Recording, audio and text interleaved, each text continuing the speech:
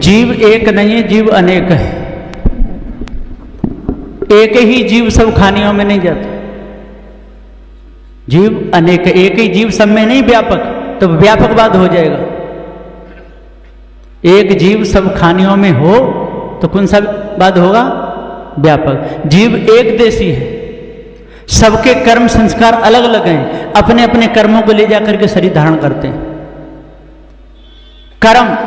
कर्म खानी से दो पक्ष बनते हैं, एक शुभ और एक अशुभ। शुभ वाले मनुष्य खानी को आते हैं और अशुभ वाले पशु खानी को जाते हैं। और उपासना में भी दो बनते हैं, एक सत्य की है, जीव की मानंदी है, और एक ईश्वर परमात्मा जो सब धोखे की, उसमें भूलते हैं। तो वहां से एक पक्षी खानी को जाता है और मनुष्य खानी को भी आता है। और कर्म उपासना योग में भी दो है, योग भी दो प्रकार का होता है, एक शुभ और एक अशुभ। जो अशुभ जो झूठी मानंदी का योग जो माना है वो अशुभ है। उसमें जीव योग में उस मज खानी को भी जाता है और मनुष्य खानी के लिए भी आता है ना। तो पशु पक्षी और उस मज खानी, मनुष्य ज्ञान कर्म भूमिका में दोनों प्रकार के जो कर्म होते हैं, जो शुभ कर्म होते हैं उससे मनुष्य खानी में आता है, और अशुभ होते हैं उससे पक्षी में जाता है। तो कर्म के अनुसार जीव कहां जाता है? मनुष्य खाने में भी आता है, पशु में भी जाता है। तो मनुष्य खाने में पशु बुद्धि भी हो सकती है। कर्म के अनुसार यदि मनुष्य खाने में आ गया और उसकी पशु बुद्धि है तो वो पशु ही है। अंतर इतना है कि सामने दो सिंह और पीछे पूंछ नहीं। जब विवेक और विचार आ जाए तो वो मनुष्य है, और विवेक विचार से हीन हो गया तो वो पशु है, मनुष्य नहीं हो सकता। तो कर्म से पशु खानी, उपासना से पक्षी खानी, और योग से उष्मज खानी। इनमें ये जीव मनुष्य खानी में ही कर्म बिगाड़ करके भटकता रहता है। जीव अनेक हैं, जीव एक नहीं। होगा समाधान? नहीं साहब, मेरा समाधान नहीं, समाधान तो बढ़िया दिया। नहीं, मेरा समाधान जो अशुभ कर्म करेगा वो निकल जाएगा, शुभ आएगा। तो वो श्री काशी साहब जी के निर्णय के अनुसार, जैसा दीपक सत्याग्रह दर्शन में साहब ने निर्णय दिया है वही दिया है। नहीं समझ आती है तो मुझे तो समझने में नहीं आया ना जो बात है। थोड़ा आप विस्तार से समझाओ। नहीं, आप तो छोर में छोर में ही हैं, इसीलिए छोर में बैठा है। दीजिए, बताइए। वो तो निर्णय ठीक दिया श्री काशी साहब जी ने जो निर्णय दिया है, साहेब जी का निर्णय ठीक है, लेकिन चारों खानियों में एक जीव बारी बारी से जाता है। यहां व्यापक का और इसका कोई प्रश्न ही नहीं है। कौन योनि भरम्यों जहाँ नाही, मैं खगेश भ्रम भ्रम जगमाई। कर्म के अनुसार ही जीव ऊंच और नीच खानी को जाता है। इसमें हमारे श्री अमोही साहब जी 3 विभेद बताते हैं। 3 भेद कौन कौन से? शायद मैं समझता हूँ ये उसमें सामान्य रूप से लागू होगा। नारी और पुरुष का भेद, इसको कहते हैं घट भेद। नारी पुरुष का भेद घट भेद। इसके बाद में खानिक भेद, मनुष्य से पशु और पशु से मनुष्य। तीसरा भेद है योनिज और अयोनिज। तीसरा भेद योनिज और अयोनिज। एक माता पिता के द्वारा जन्म होता है और दूसरा बिना माता पिता के जन्म होता है। ये 3 भेद हैं और तीनों भेद में कर्म मुख्य है। कर्म तीनों में मुख्य है। और इसमें भी जैसे 3 गुण मनुष्यों में देखने में आते हैं, मन त्रिगुणात्मक है। कोई सतगुण प्रधान होता, कोई रजोगुण प्रधान होता, कोई तमोगुण प्रधान है। ऐसे पशु और पक्षियों में भी कोई तमोगुण प्रधान होते हैं, कोई रजोगुण प्रधान होते हैं और कोई सतोगुण प्रधान होते हैं, उनमें भी होता है। तो ये कर्म के अनुसार भेद है। साहिब जी का कर्म उपासना योग ज्ञान और विज्ञान पर जो सदगुरु काशी साहिब जी ने दिए निर्णय, साहिब जी ने वही निर्णय दिए थे और निर्णय भी वही है। तो ये कर्म के अनुसार तो जाएगा। अब जैसे मान लीजिए कोई व्यक्ति चोरी करता हो तो किस खाने में जाएगा? अनुमान लगा जाता है कि वो चूहा खाने में जाएगा। चूहा क्या करता है? सामान को ले जाकर के इकट्ठा कर करके रखता है, वो चूहा खाने में जाएगा। कोई छल कपट विशेष करता है, बिल्ली आदि खाने में चला जाएगा। बिल्ली जब अपने बच्चे को मुंह में दबाती है, इस घर से उस घर में ले जाती है, एक दांत का जरा सा निशान नहीं लगने देती। और वही बिल्ली जब चूहे पर टूटती है तो एक ही बार में उसका काम तमाम कर देती है ना। तो इसलिए ये जो विभेद हैं कर्म के अनुसार और स्वभाव उनमें उत्पन्न होता, उसी अनुसार से इसका विशेष रूप से आवागमन 3 खानियों में होता है। साहब जी, ऐसा पशु कौन सा कर्म करता है जो मनुष्य खानी प्राप्त कर लेता है? नहीं, पशु कोई ऐसा कर्म नहीं करता। पशु कर्म भूमि का है ही नहीं, इसलिए वहां पर पशु में कोई कर्म नहीं होता। मनुष्य में जो शुभ अशुभ दोनों कर्म हुए हैं, अशुभ कर्म का उदय होने से 3 खानियों में जाता है और शुभ कर्म जब उदय होता है, ये मनुष्य कर्म का ही, मनुष्य खानी का ही शुभ कर्म वहां पर उदय होता है, तब वो मनुष्य खानी में आ जाता है। जी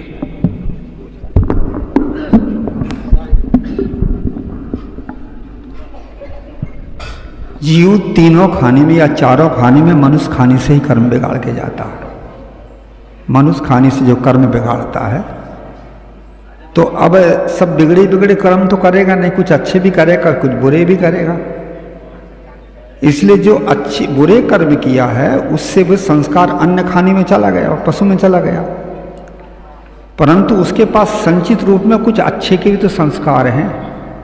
पशु में भी चला गया तो भी उसमें मनुष्य के संस्कार भी बाकी हैं।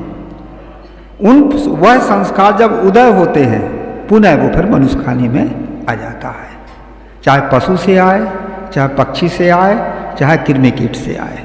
उदाहरण देके समझाऊं, जैसे अपने लोग घर से बाजार जाते हैं तो घर भर का धन लेके तो नहीं जाते, कुछ पैसे लेके जाते हैं। अब बाजार में हमने सारा पैसा खर्च कर दिए, अब उसके बाद घर में अब कौन सा पैसा खर्च करेंगे? जो रखा है ना। ऐसे ही जीव जब पशु खाने के संस्कार जब सामने आए अशुभ कर्मों के, अशुभ कर्मों के अर्थात तो पशु का विषय भोग ऐश आराम मौज मस्ती, ये पशु के संस्कार है। विषय भोग ऐश आराम मौज मस्ती ये पशु के संस्कार, ये आदमी के संस्कार नहीं है। इन्हीं संस्कार से वो पशु खाने में गया था, अब उतना भोगना था, भोग लिया, नया कर्म तो बना नहीं। अब वापस आया तो जो उसके पास संचित पहले के रखे मनुष्य के विष संस्कार से वो मनुष्य हो जाएगा, चाहे पशु से हो, चाहे पक्षी से हो, चाहे कृमिकुट से हो। पक्षी खाने में कैसे गया? पक्षी खाने में रजोगुण के संस्कार, वो पशु पक्षी रजोगुण से होते हैं। विषय भोग ऐश आराम मौज मस्ती ये पशु पक्षी रजोगुण के हैं। और तमोगुण में विशेष तमोगुण के संस्कार होते हैं, लड़ाई झगड़े मार काट गंदा पना, ये कृमि कीट के हैं। मनुष्य के कौन है? भक्ति ज्ञान धर्म सत्संग सदाचार के शुभ संस्कार ही मनुष्य के। ऐसे 3 गुण से 3 संस्कार पैदा हुए। उत्तम भक्ति ज्ञान सत्संग सदाचार बोध विचार मानवता, ये मनुष्य के संस्कार हैं, यही मनुष्य खाने में लाते हैं। पशु के कौन से हैं? विषय भोग ऐश आराम मौज मस्ती, ये पशु के हैं, यही पशु पक्षी में पाया जाता, पशु में भी और पक्षी में। कृमि कीट के कौन से हैं? लड़ाई झगड़े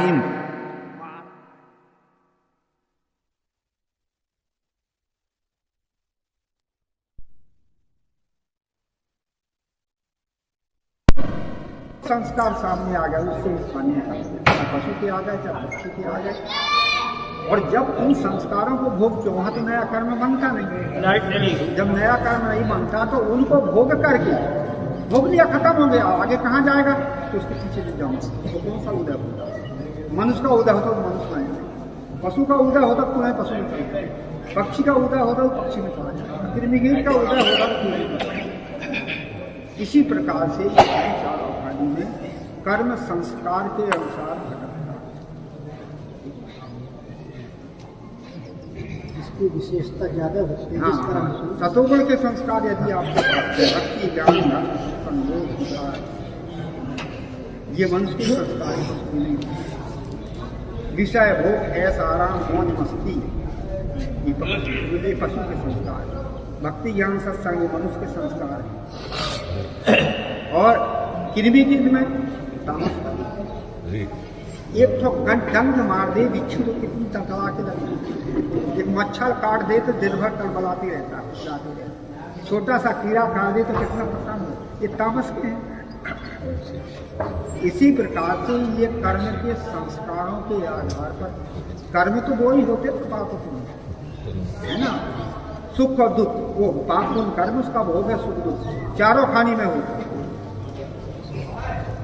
पशु में भी होता है, पक्षी में भी होता है, कृमिकीट में होता है। कर्मों का भोग चारों खानी में होता है और ये कर्म संस्कार चार खानी में ले जाते हैं। अलग मतलब भोग होता है, सुख दुख भोग होता है।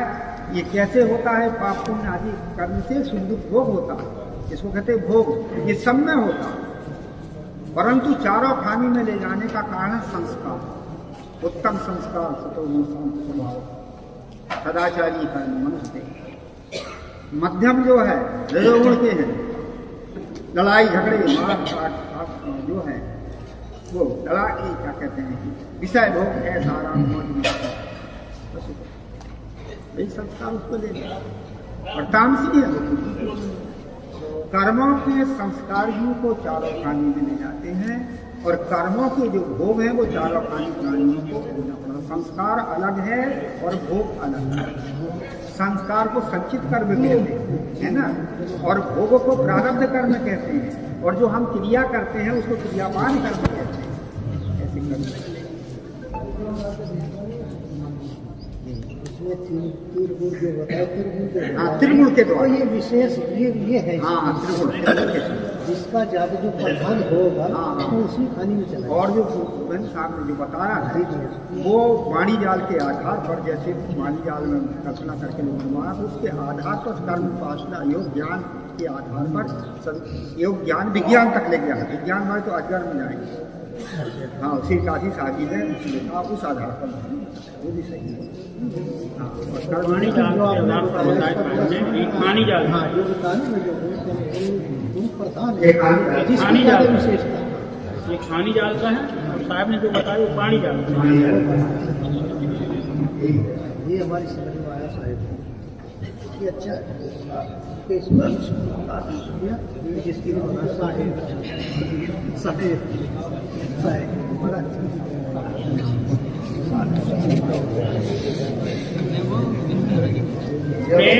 नारायण जी बनखेड़ी, इनके प्रश्न हैं, पूर्व के संस्कार आदि गलत हैं तो उनका नाश होगा कि नहीं?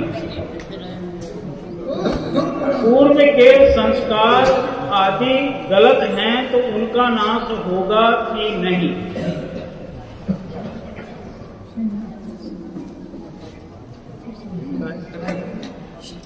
हो जाएगा यदि साधना करोगे, सदे रहोगे। कितनी पुरानी घास हो, आग लगते ही खत्म हो जाए। इसलिए मनुष्य जन्म में ऐसा कौन सा कर्म है पूर्व जन्म का जो नष्ट नहीं होगा? हो जाएगा यदि साधना करोगे।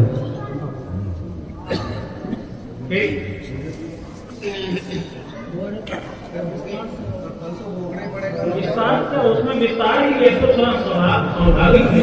साहब ने जो बताया, किलो का बांट बन चुका है, किलो के बांट में आप अंदाजा नहीं कर सकते, लेकिन जो अनाज अभी तोल रहे हो वो आपके हाथ में है।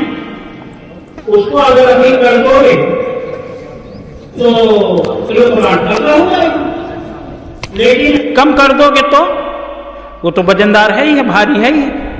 इसलिए इसमें कोई वो नहीं है। कर्म संस्कार पुरुषार्थ के बल पर पूर्व के कर्म संस्कार को मिटाया जा सकता है। तो भोगने के भोगना पड़ेगा। भोगना पड़ेगा ना। कर्मों का जो भोग है वो भोगना पड़ेगा। संस्कार उसको समझो, संस्कार मिटाए जाते हैं, भोग को भोगना पड़ता है। जिसको कर लिया, कर चुका, वो संस्कार नहीं हुआ, उसने कर चुका, कर्म बना लिया, वो नहीं मिटेगा, वो भोगना पड़ेगा। और केवल पूरा सुनिए, और जो भीतर में संस्कार बने हैं अभी भोग में नहीं आए हैं वो मिटा सकता है। इसलिए कर्मों के भोग मिटते नहीं हैं, भोगना पड़ता। आपन कर्म न मिटो जाई, कर्म का लिखा मिटे दो कैसे, जो जो कोटि सिराई। और एक कहा है, गुरु भक्ति कर देते है सकल पाप को नाश, और जैसे चिन्हगी आग की पड़ी पुरानी घास। किसके लिए कहा? इस संस्कारों के लिए कहा। समाधान और करना शायद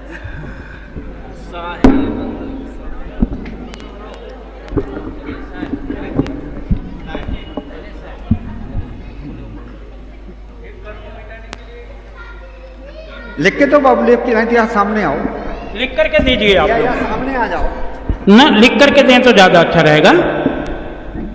अगला प्रश्न, चेतन जीव वस्तु है या अवस्तु है? कृपया निर्णय करें। हल्के राम कटनी। बहुत सुंदर प्रश्न है इनका। चेतन जीव पांच तत्वों के जैसे अगर कहिए साकार, तो वह चेतन जीव पांच तत्वों के जैसे नहीं है। और यदि निराकार कोई वस्तु नहीं है ऐसा अगर जीव माने तो वो भी गलत है।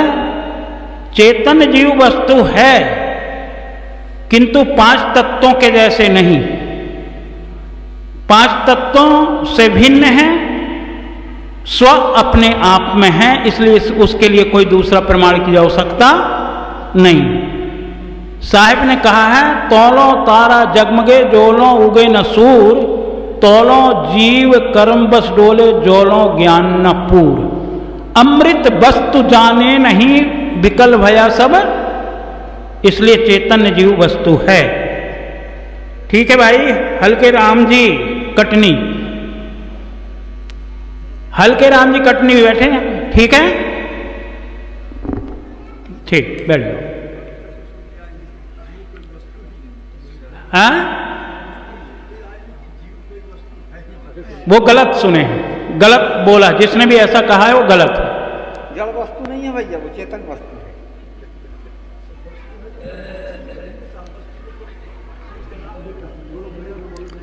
ये भूषण साहब जी का प्रश्न है। हमारे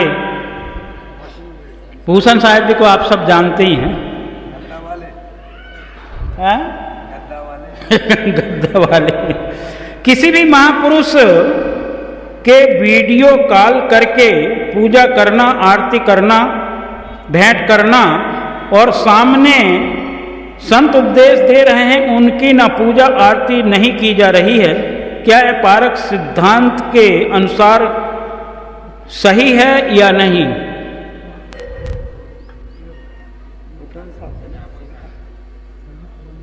श्री भूपेंद्र साहब जी इसे समझाएंगे। किसी भी महापुरुष की वीडियो कॉल करके पूजा आरती करना, भेंट करना और सामने संत उपदेश दे रहे हैं, उनकी पूजा आरती ना करना, ये पारक सिद्धांत के अनुसार उचित है या अनुचित? प्रश्न यह है। जैसे किसी के कोई गुरु हैं और वीडियो कॉल लगा दिया, उनकी राजी खुशी पूछी जा रही है, बात भी हो रही है, या आमने सामने बात हो रही है, अपनी बात उनको बता रहे हैं, उनकी स्वयं सुन रहे हैं और कह रहे हैं कि गुरुजी हम आपकी आरती कर लें, आदेश दे दिया, और सामने गुरुजी देख भी रहे हैं कि हाँ हमारी आरती हो रही है और शिष्य कर रहा है, उसमें कोई दोष नहीं। और सामने होते हुए भी आरती पूजा न करना वो दोष है।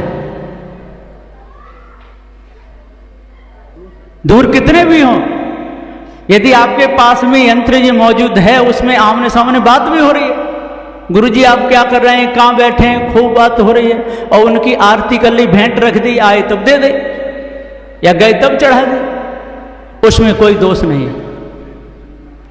और सामने है और फिर भी उनकी आरती पूजा नहीं कर रहा है ना?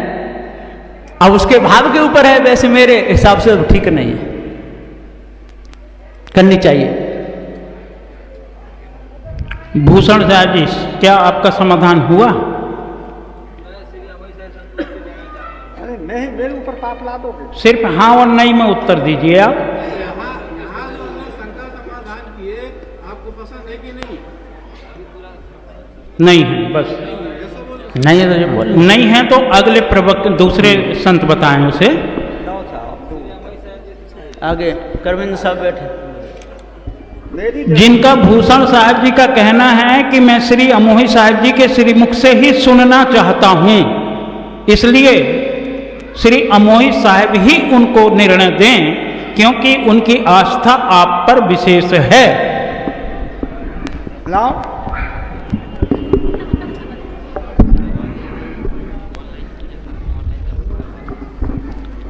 ये पूजा और आरती ये श्रद्धा का विषय है।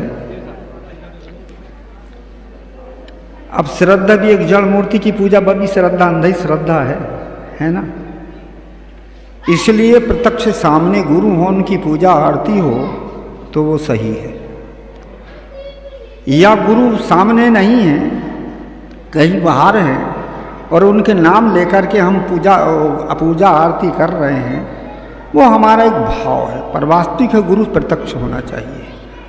और क्या कोई संत महात्मा सामने हमारे हैं? गुरु नहीं है, संत महात्मा है, तो संत महात्माओं की आरती करो। और संत महात्मा सामने हैं और क्या कहते हैं कि अब गुरु की प्रतिमाओं की वो वीडियो की कर रहे हैं, ये निर्णय से बाहर है, ये अंधश्रद्धा है, ये एक अग्नि है। सामने गुरु है, साधु गुरु सामने हैं, वो भी गुरु स्वरूप है ना। उनकी पूजा आरती ना करके और आप फोटो की आरती, गुरु जी की वीडियो की आरती कर रहा है या उसकी आरती कर रहा है फोटो की, तो वो गलत है।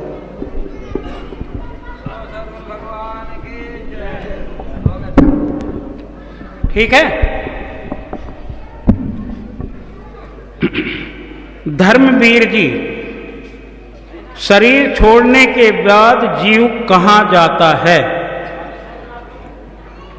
ये धर्मवीर जी का प्रश्न है। शरीर छोड़ने के बाद जीव कहाँ जाता है? जीव की दो प्रकार से गति है। एक अध्यासी जीव है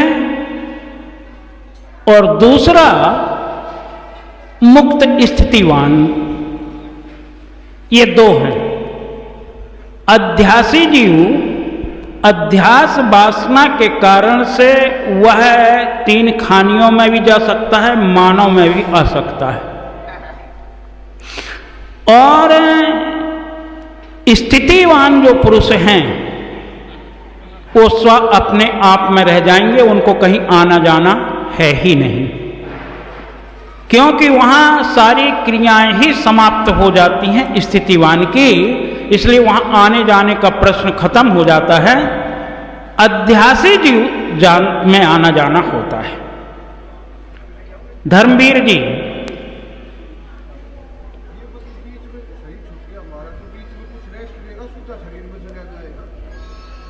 ठीक, बहुत अच्छा प्रश्न है ये। इसमें दिए नहीं थे आपने, इसलिए कोई बात नहीं।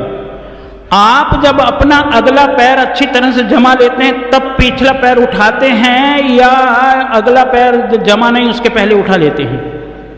इसी प्रकार ये जीव अपना अगला पैर जमा लेता है संस्कार के अनुसार, तब यहां से शरीर छूटता है। वो सीधा जाता है, कहीं इधर उधर वहां रहने की कोई उसको आवश्यकता नहीं पड़ती।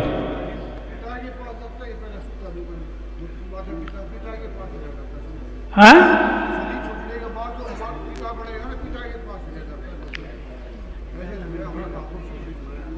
ठीक है, जैसा आपने सुने हो, जैसा समझे हो, वो बात एक अलग है। इस निर्णय में भी विवाद है। जैसे अभी आत्मा और जीव में विवाद, ऐसे इसमें भी विवाद है। क्योंकि विवाद इसलिए है, कुछ लोगों का मानना यह है कि अगर आप मकान बनाते हो तो मकान में पहले भूमिका देखते हो, सामान बाजार का नहीं।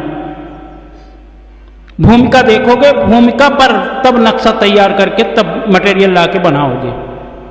कुछ लोगों का विचार है कि नहीं, मटेरियल की जरूरत पड़ती है, निश्चित मटेरियल की जरूरत पड़ती है, इसमें दो राय नहीं है। लेकिन ये प्रत्यक्ष देखा जाता है, गाय भैंस बकरी आदि जब गर्म होती हैं चिल्लाती हैं, डॉक्टर द्वारा या किसी पशु विशेष द्वारा उनका संबंध बन जाने के बाद वह शांत हो जाती हैं। ये प्रत्यक्ष तीन खानियों के पशुओं आदि में देखा जाता है। अब मनुष्य एक जो है ये विचारवान प्राणी है, इसलिए मनुष्य के विषय में ये होता जरूर है पर प्रकट नहीं कर पाते हैं। इसलिए इसमें दो मत है। इसमें भी अभी तक हमारे जितने महापुरुष हैं सबों का कहना है कि जीव पहले पिता की सुषुम्ना में जाता है, बाद में फिर माँ के गर्भ में जाता है, ऐसा उन सब का कहना है। लेकिन कुछ लोगों का कहना, विचारकों का ये भी है कि सुषुम्ना दोनों के पास है, भूमिका जीव को पहले देखनी पड़ेगी। कुछ लोगों का ऐसा भी विचार, इसलिए विवादास्पद स्थिति है। जो आप उचित समझते हो वो आप इसे माने। ठीक है।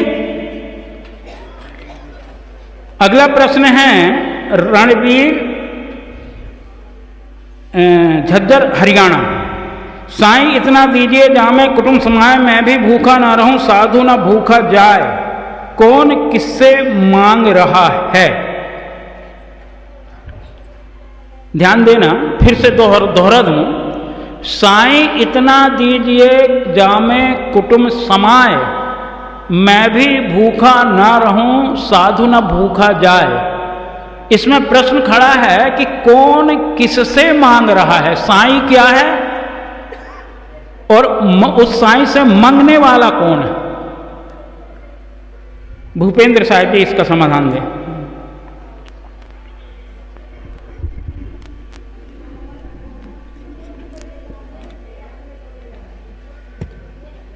जो साईं जो माना है, इन्होंने ये दोहा बनाया है, कुछ भी बनाया। जो किन्ने बनाया? जिन्होंने अपने ऊपर किसी को माना, ये उनका है। वो कह रहे हैं साईं इतना दीजिए जामे कुटुंब, हे प्रभु हे भगवान हे परमात्मा, मुझे इतना दीजिए जामे कुटुंब समाए और मैं भी भूखा ना रहूं और कोई साधु न भूखा जाए। उनका ये, वहां का ये लक्ष्य है। ये निर्णय में नहीं ठहरा है।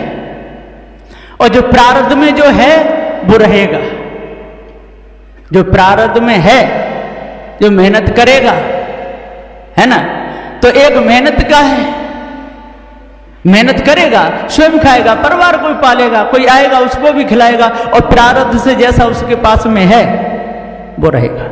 लेकिन जो ये आपने साखी बोली है वो उन्हीं लोगों की है, ये निर्णय की नहीं। हाँ वो तो दी है, बहुत जगह दी है। हाँ, विकार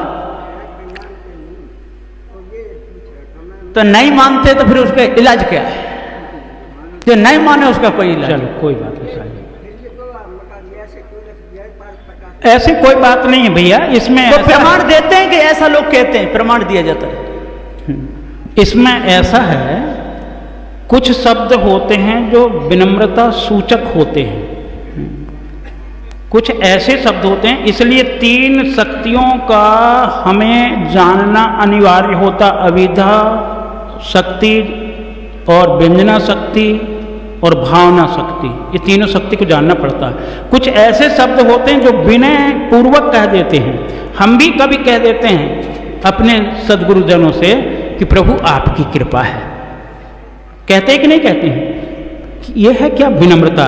ऐसे साईं अलग से नहीं, अपने इष्ट को साईं मान करके, चाहे आप गुरु को साईं मान लो, चाहे ईश्वर परमात्मा वाले ईश्वर परमात्मा को साईं मान लेते हैं, है ना। और कुछ लोग ऐसे भी हैं जो अपने प्रारब्ध को भी साईं मान सकते हैं। जैसे उदाहरण लें अपन सदगुरु श्री पूर्ण साहिब जी ने संध्या पाठ में कहा है सतगुरु स्वयं स्वरूप। सदगुरु तो इसका मतलब ये थोड़ी कि हम सदगुरु बनाए हैं, नहीं, इसका मतलब ये नहीं है कि हम गुरु ना बनाए। सदगुरु स्वयं स्वरूप आदि अंत गुण काल त्रिय। तो क्या गुरु नहीं बनाना चाहिए? जब अपने गुरु है तो गुरु बनाने की जरूरत क्या है? लेकिन ये विनम्रता का सूचक है, निर्णय के साथ साथ में विनम्रता है। ऐसे ही इस भाव में भी साईं इतना दीजिए जामे कुटुंब समाए, ये विनम्रता का सूचक होकर के अपने इष्ट से ये दोनों तरफ घटेगा। मानंदी वाले मानंदी में घटाएंगे, हम अपने इष्ट सदगुरु पर घटा सकेंगे, है ना। इसलिए विनम्रता का सूचक है और ये इसीलिए महापुरुषों ने कहा है। ठीक है, हो गया समाधान, हो गए। गुस्सा से नहीं कह रहा हूँ, लाओ ऐसे कह रहा हूँ। अब गुस्सा से कहा जैसे कहो, लेकिन है तो शब्द तो वही होगा। लाई ये कहता है, अब लाओ कह दिया। देखो, कोई भी प्रश्न विवादित नहीं होता, हम विवादित बनाते हैं। हर चीज़ का निराकरण होता। विवाद कब होता है? जब हम अपने अपने पक्ष को पकड़ते हैं, तब होता है। हर चीज़ का निर्णय हो सकता, कैसे नहीं होता। अब साहब ने अभी बोले थे कि वो भी विवादित था और ये भी विवादित। देखिए, अभी प्रमाण दे रहे थे साहब, अब इन्हीं के ऊपर टूटता हुआ है। ये प्रमाण दे रहे थे कि गाय भैंस या किसी को भी जो मादा आ जाती है उसको वो आता है, ऐसे कहते कि नहीं। और यदि उसको पुरुष ना मिले तो क्या बच्चे का जन्म हो जाएगा? वो तो उसकी उर्वरा शक्ति है। जैसे जमीन में उर्वरा शक्ति आती कि नहीं, तब बीज डालो तो वो उगता, और उर्वरा शक्ति ले आए तो बीज जल्दी नहीं उगता। इसी प्रकार से वो प्रकृति का वो तो उर्वरा शक्ति है। बिना चेतन जीव के बिना शरीर बनेगा नहीं। जमीन में उर्वरा शक्ति आई और इस यदि उसको बीज मिला तो पेड़ पौधे पैदा होंगे? नहीं होंगे ना।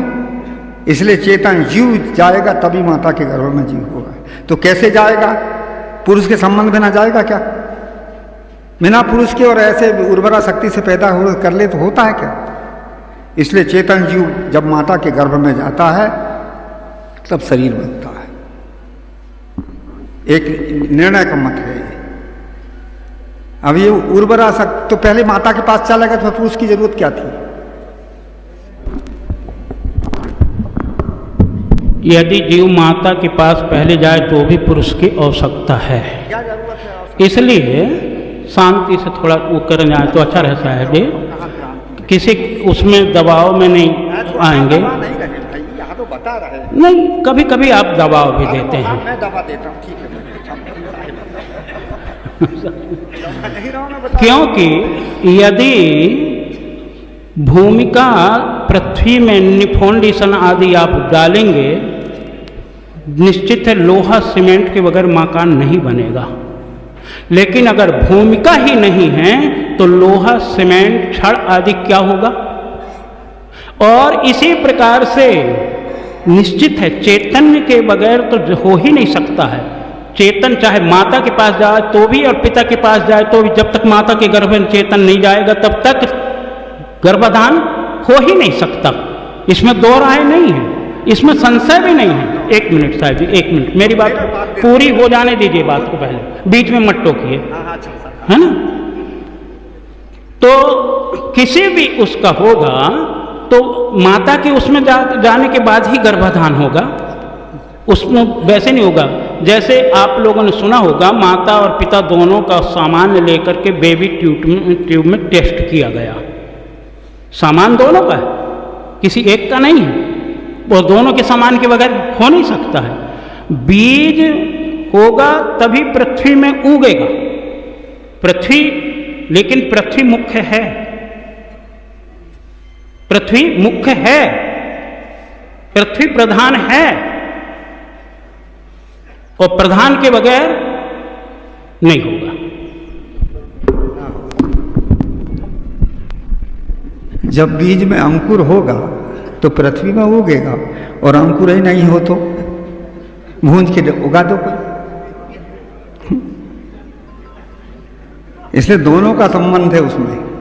कर्माध्यासी जीव भी रहेगा और वहाँ माता के, तो कर्माध्यासी जीव कैसे, जो पुराने संतों ने जो कहा है, सुषुम्ना के द्वारा माता के संबंध से जो जाता है, पिता के संबंध से माता के घर में जाता है, वो निर्णय बिल्कुल सही है। ये हमारा निर्णय नहीं है, ये हमारे पुराने संतों का निर्णय है। श्री पूरन साहब जी का निर्णय तीजा उठा के देख लीजिए, और सभी जगह निर्णय है। और हम अब अलग से अपना हो तो भाई ठीक है, समाधान कर लो, हम किसी को रोक तो थोड़ी सकते हैं। हाँ, इसलिए जो है सबसे पहले पिता बीज है। हाँ हाँ हाँ, पिता जो बीज है, बीज जब जाएगा तब भूमिका में उगेगा। इसलिए वो उर्वरा शक्ति, महिला है तो उसमें उर्वरा शक्ति तो आएगी ना, जमीन में तो उर्वरा शक्ति आती है। परंतु पुरुष ही अकेला हो और उसमें जीव, अध्यासी जीव ना हो,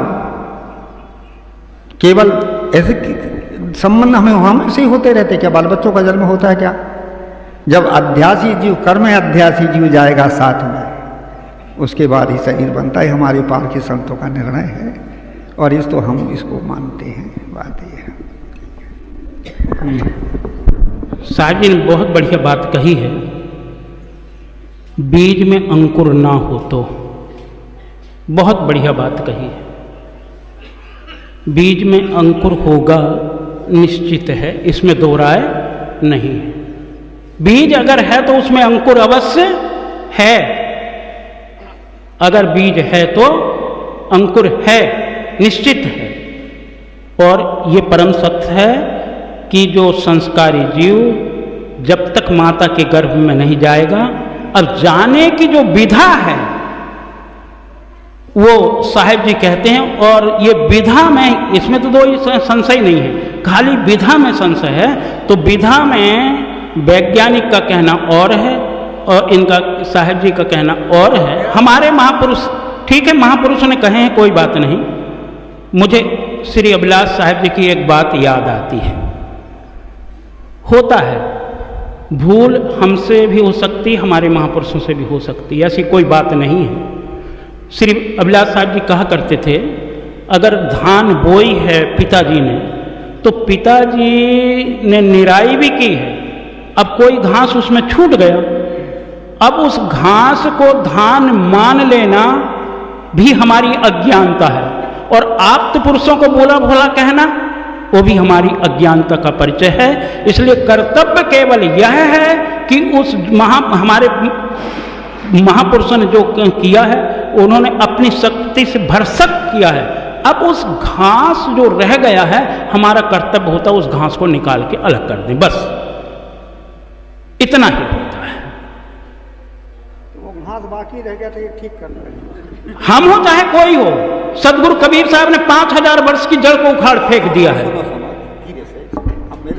साहब नाराज हो रहे हैं, अभी नाक खुला के बात कर रहा है। हाँ, तो आपके जैसे मैंने माइक नहीं उठाया। हाँ, तो माइक उठाया, मैं माइक किस लिए उठाया? वो मेरा भाई है, मैं उसको समझाऊंगा ही, वहां से आ गया। हाँ, उसका मतलब ये नहीं है, वो मेरा भाई है, नहीं रुकेगा तो रोकूंगा, उसको डालूंगा थोड़ा। अलग बात। तो बात सुनो साहब जी, ऐसा है, वो आपका मत अलग है। अब आप उधर चलेगा, जाओ, ठीक है, बात ठीक है, मैं उससे मेरी कोई दुश्मनी नहीं, वो मेरा भाई है। रोको नहीं रुक रहा तो आगे बढ़ाइए ना प्रसंग, विवाद क्यों पैदा करना है, ये बात है। अब ये बात रही कि आप इधर से अब इधर पलट रहे हो। पारखी संतों ने कोई भी निर्णय नहीं छोड़ा है, ये घास को बचाने वाले ये बचे हैं क्या? पारखी संतों ने जो भी निर्णय किया है, हमारे महापुरुषों ने बिल्कुल साफ निर्णय किया। इसलिए कर्म अध्यासी जीव पिता के द्वारा ही माता के संबंध में जाता है। बिना बाप नहीं रहेगा तो जन्म नहीं लेगा, ऊपर से ऐसे बीच में टपकता नहीं है। ये हमारे पारखी संतों का निर्णय है, ये है। चलो और क्या है? अब नहीं करो, अब विवाद मत पैदा करो, हो गया बात खत्म। अब तो फिर ये बोलूंगा कैसे मैं? हाँ, तो उसके लिए ले, बिना मैं क्यों बोलूं? उसके लिए ले लो, उसके लिए ले लो।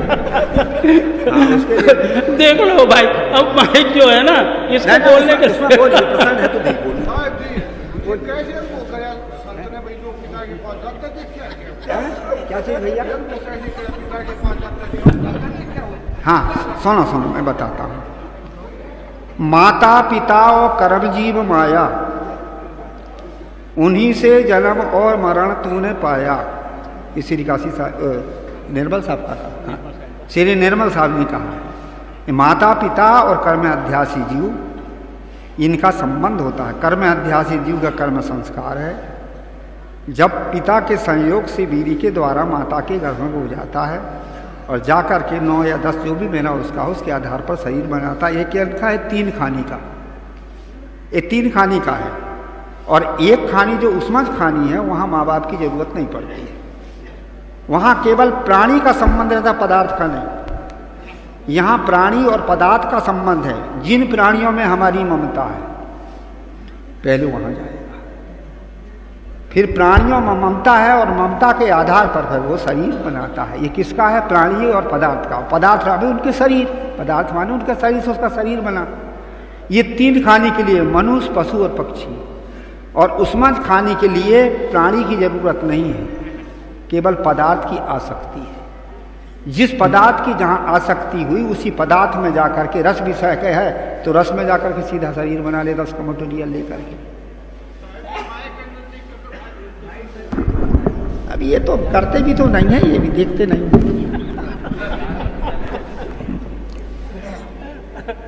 फिर से समझा देता हूं। 3 खाने के जो प्राणी हैं, मनुष्य, पशु और पक्षी, इसमें प्राणी और पदार्थ के संस्कार उसके सामने आते हैं। जिन प्राणियों का उनसे ममता है, पहले उनके उसका संबंध रहेगा, वो वहीं जाएगा। और फिर उनके पदार्थ रूपी शरीर से उसका शरीर बनेगा।